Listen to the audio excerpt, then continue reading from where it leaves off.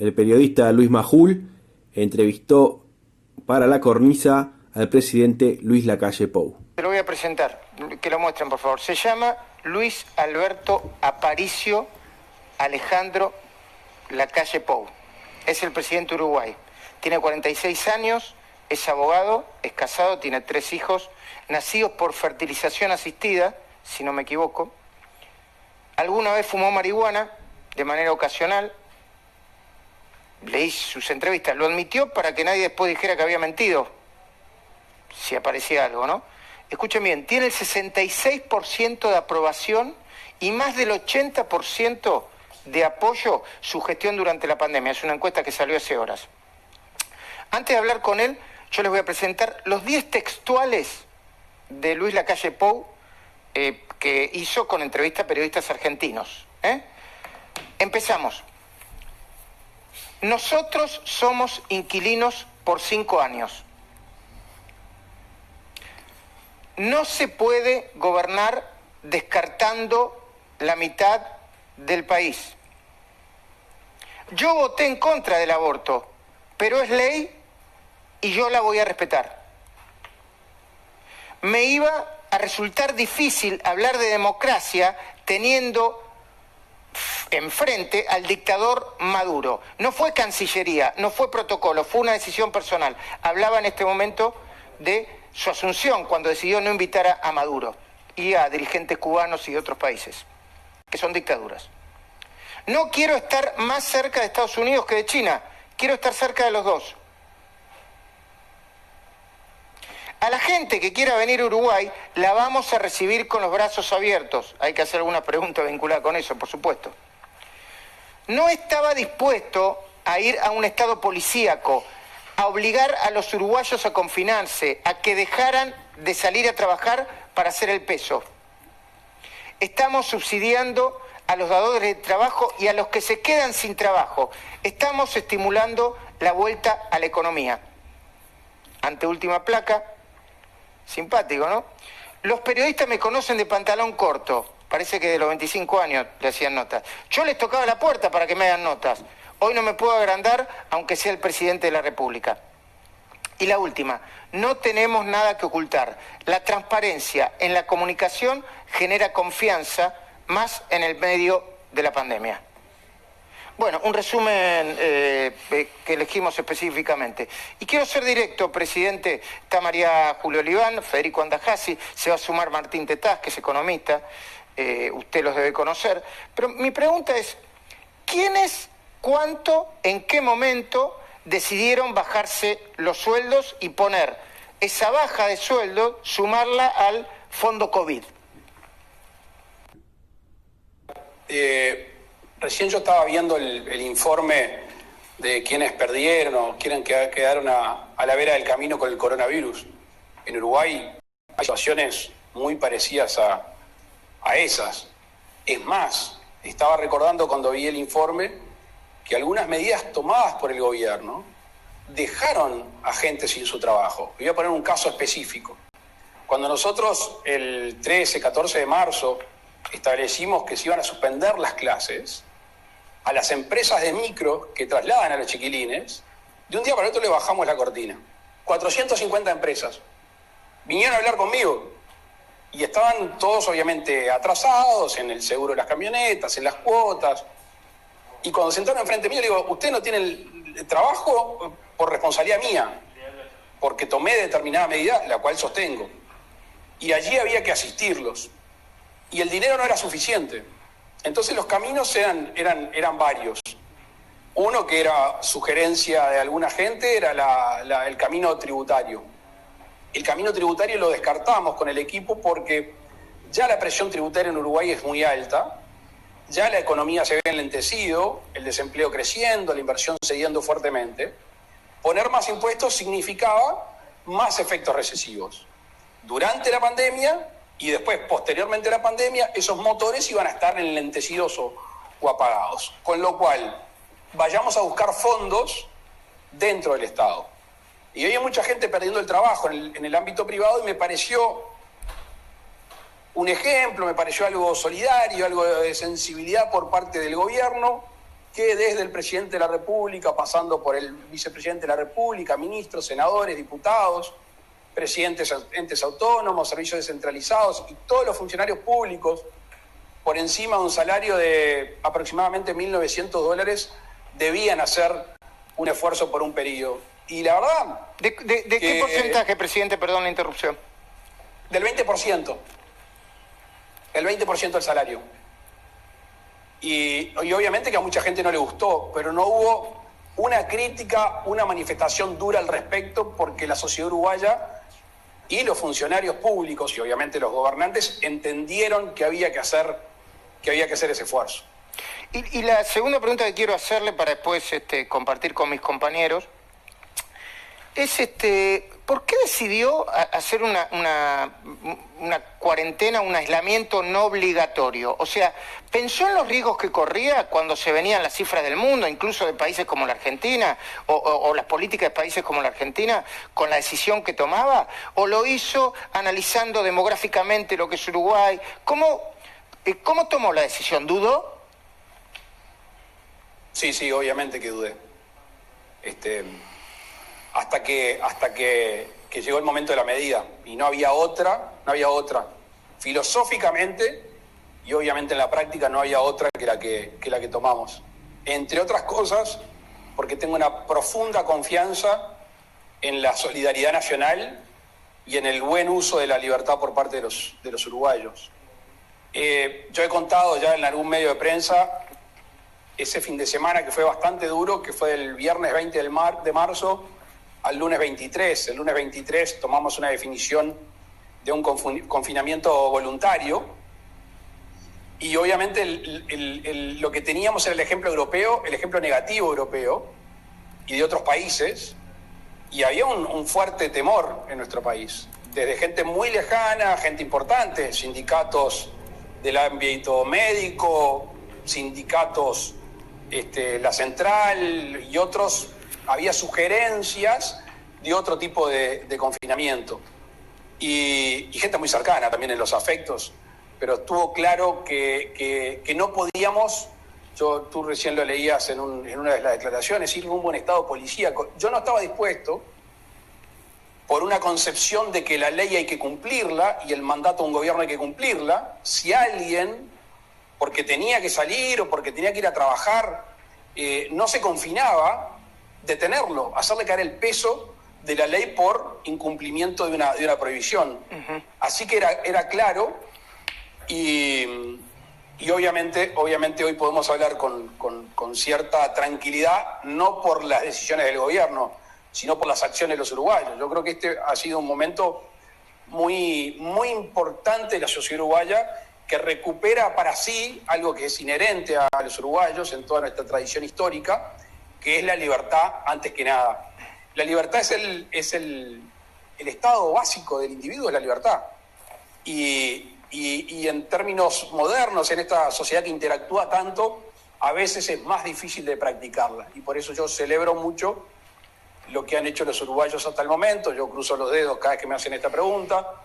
Hoy estamos teniendo algún tipo de complejidades de algún caso que se disparó en los centros de salud. ¿Cuántos contagios tienes y cuántos muertos tiene el presidente? Perdón la interrupción.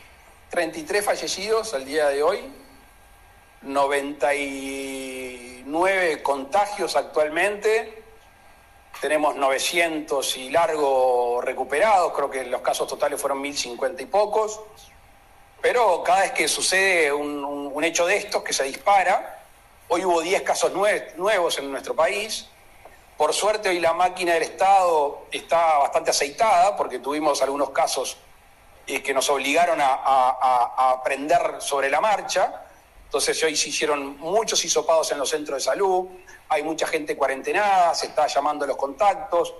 Tenemos 2 o 3 cosas que para nosotros son sobresalientes.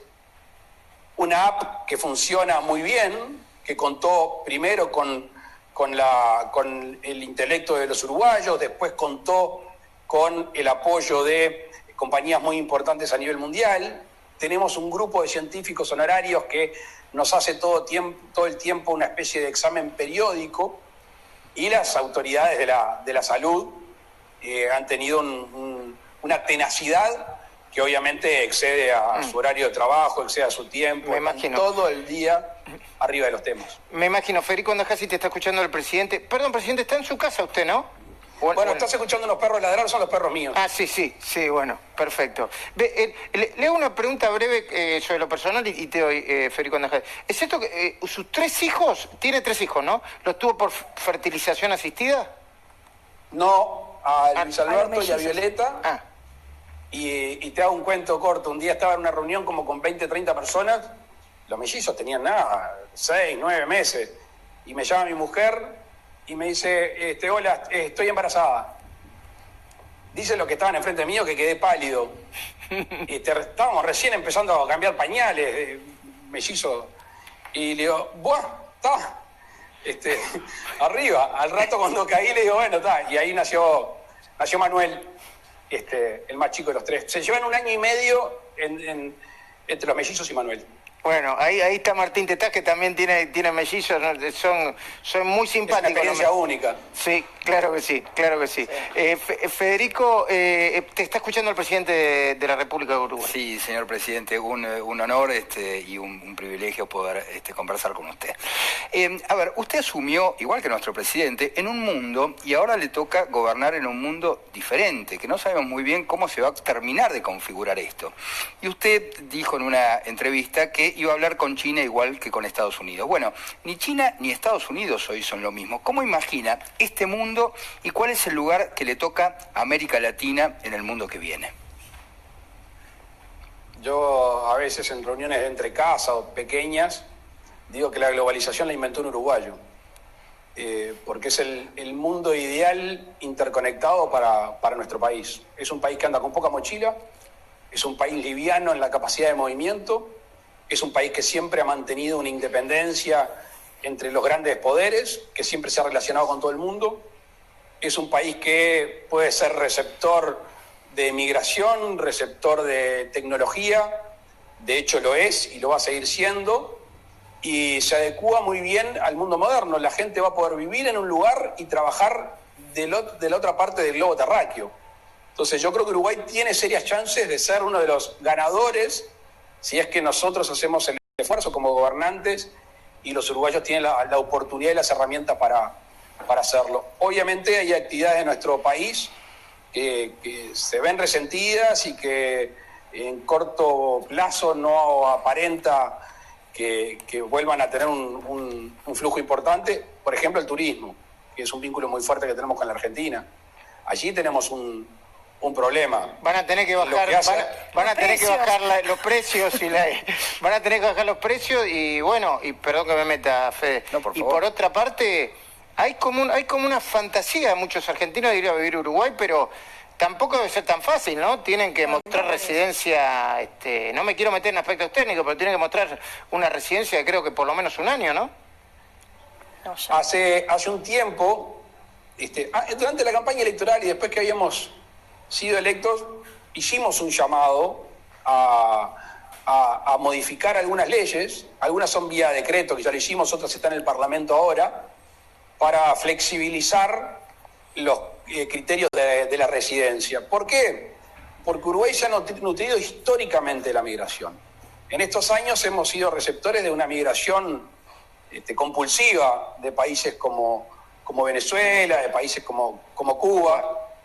Nosotros estamos deseosos de recibir migración de todo el mundo. De hecho, si uno va sobre todo a lugares como Maldonado, quizá Colonia, hay gente de todo el planeta que se vino a vivir a nuestro país, encuentra un lugar de paz, encuentra un lugar de proyección, encuentra un lugar de desarrollo individual y familiar, y esa es nuestra gran apuesta. Y por eso decidimos, dentro obviamente de las normas, establecer criterios de residencia muy parecidos a los de Portugal.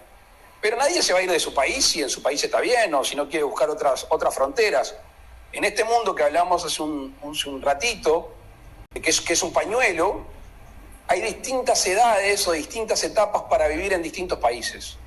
Y nuestros hijos, que van a tener 2, 3 y 4 vidas, quizá muchos hijos de mucha gente del mundo opte por un momento de su vida venir abrir Uruguay. Por ejemplo, queremos hacer un esfuerzo muy grande en temas de educación en lo que hace a las TICs.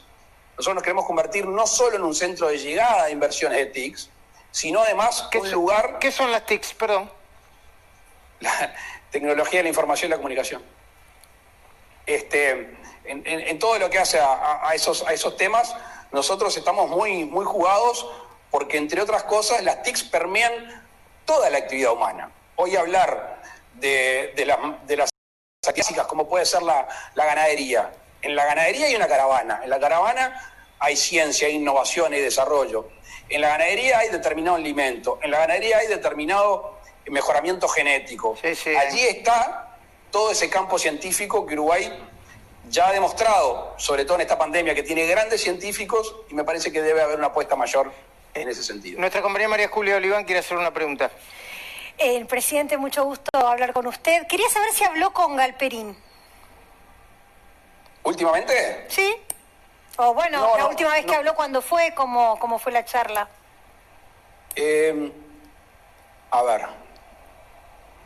Un amigo de él que vive acá a 200 metros, un íntimo amigo, una vez nos conectó, estoy hablando hace 5 o 6 años, ya vivía en Argentina, y lo vi el año pasado, entre junio y octubre, estuve en Buenos Aires y allí tuvimos una comida que éramos 10 o 12.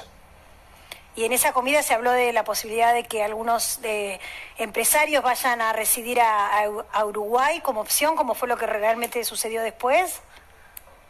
No. Aparte de una cosa. Primero, yo tengo mucho respeto y mucha admiración por el pueblo argentino.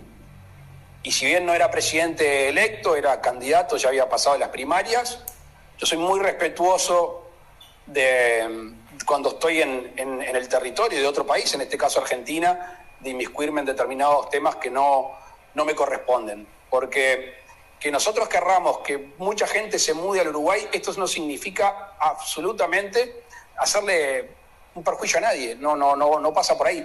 De hecho, Argentina ha sido muy generoso con los uruguayos.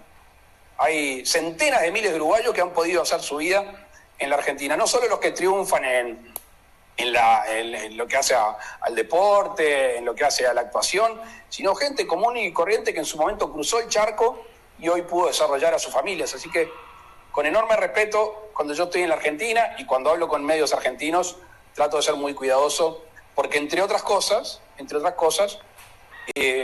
va mucho en el futuro de nuestras naciones el buen vínculo que tengamos entre los distintos gobiernos. Los distintos gobiernos no podemos darnos el lujo de andar con tires y aflojes, sin perjuicio que pueda haber diferencias ideológicas. Porque yo represento a todo el pueblo oriental, en el cual hay de todos los espectros ideológicos. Entonces nosotros, lo que le haga bien al país, no significa que tuve la tesis que para que mi país le vaya bien, le tiene que ir mal a otro país. Es más, la tesis que sostenemos en Uruguay hace muchos años es: necesitamos Argentina fuerte, Brasil fuerte, Paraguay fuerte, y así vamos a crecer mejor. Martín, te está escuchando el presidente de Uruguay. Buenas noches, presidente. 2 preguntas. La primera tiene que ver con si hay un plan B, si en el caso de que se disparen los contagios en Uruguay, ustedes considerarían un esquema más agresivo como el argentino. Y la segunda pregunta es: ¿cuál es el plan post-pandemia? Si es que ustedes tienen un plan para recuperar el empleo, para recuperar la producción y para recuperar la actividad económica en la post-pandemia. A nosotros nos cuesta mucho hablar de la post-pandemia. Es más, les voy a contar algo que no salga de acá. Hace un tiempo yo empecé a hablar del día después. Por suerte, vino uno de los 3 científicos cabeza, en este caso Henry Cohen, y me dijo: no hables del día después, no hay un día después. Hay una nueva normalidad. Y eso me quedó impreso y es así. Entonces, nos cuesta hablar de la pospandemia, entre otras cosas, porque si hubiera un proceso ya más tranquilo en cuanto al COVID, lo tenemos que construir ahora. Porque si nosotros no construimos desde el punto de vista social y económico esta nueva normalidad, vamos a llegar tarde. Por ejemplo, Y obviamente no hay una receta única porque los problemas son distintos. Está el que no puede comer. Está el que realmente de un día para el otro dijo no como más, no puedo comer más. Y ahí hay una cosa muy linda de los uruguayos. El Estado hizo el esfuerzo que podía hacer, que no fue suficiente. No fue suficiente.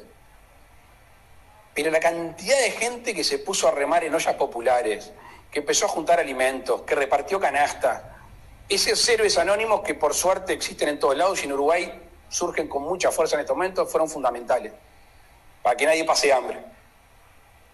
Los micro y pequeños emprendedores, esos que no tienen capacidad financiera, o sea, si no le pagan al proveedor en la semana, o si no pueden pagar determinadas cosas en la semana, o comprar materia prima, están fritos.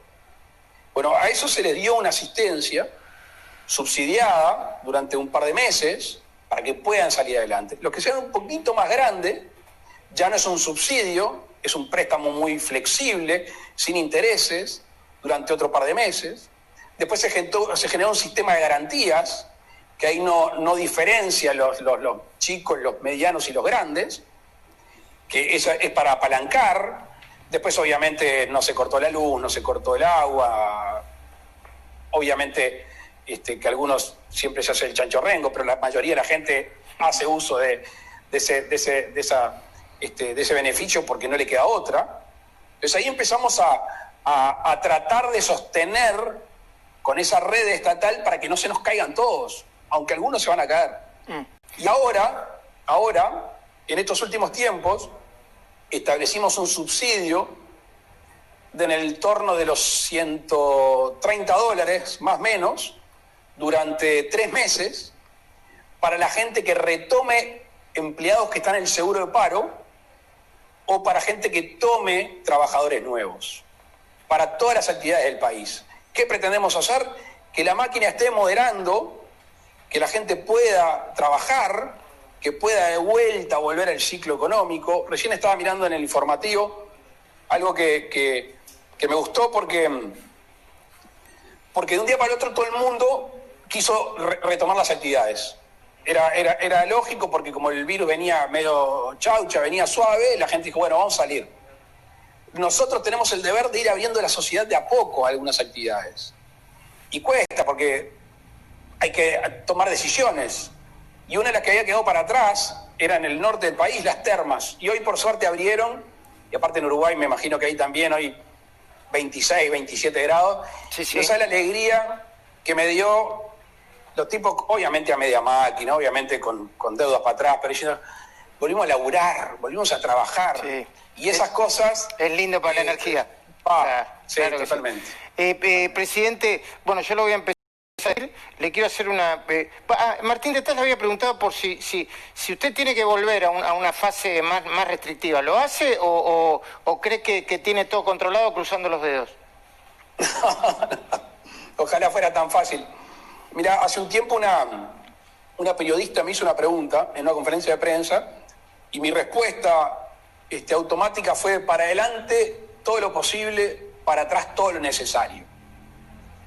Lo que sí no va a suceder en el país es un confinamiento obligatorio, por lo que decía hoy al principio. Hay gente uruguaya que está viendo, por suerte, el programa, y aprovecho. También vi imágenes hoy de Roche, de Maldonado, poco tapaboca, hay que apretar ahí, sin perjuicio de que hoy los casos, hoy miraba el mapa del Uruguay, es casi todo en el litoral, salvo que ahora se nos metió en el litoral con Brasil, salvo que ahora se nos metió en Montevideo. Y ahí, increíblemente, en los centros de salud. Con lo cual todo nuestro aparato, toda nuestra operativa va a estar en los centros de salud. Presidente, yo le agradezco mucho el tiempo, le pido brevedad, pero le tengo que hacer una pregunta que hace mucho ruido siempre en Latinoamérica y en Argentina. Usted define a Venezuela como una dictadura sin ninguna duda, ¿no? O sin ningún, sin ningún argumento moderador, lo define. Yo le decía el otro día a un colega tuyo, si tiene 4 patas, ladra y mueve la cola, es un perro. En Venezuela se dan todos los elementos para afirmar que es una dictadura, y lo peor que no es estático.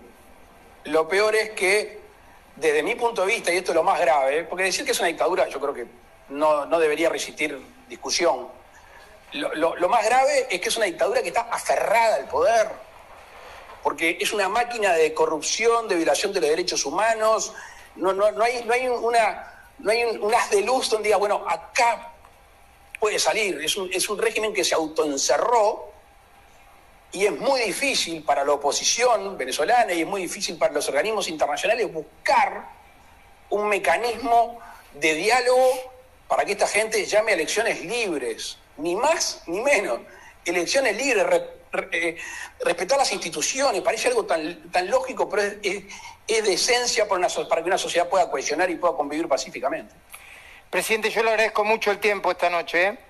Sé que se lo Gracias estamos a ustedes, quitando. a la orden. Sé que lo que estamos quitando a su familia, así que se lo devolveremos en algún momento. Se lo devolveremos. Están acostumbrados. Bueno, muchísimas gracias. Un abrazo, que anden bien. Bueno, Luis Lacalle Pou, ahí lo tenés.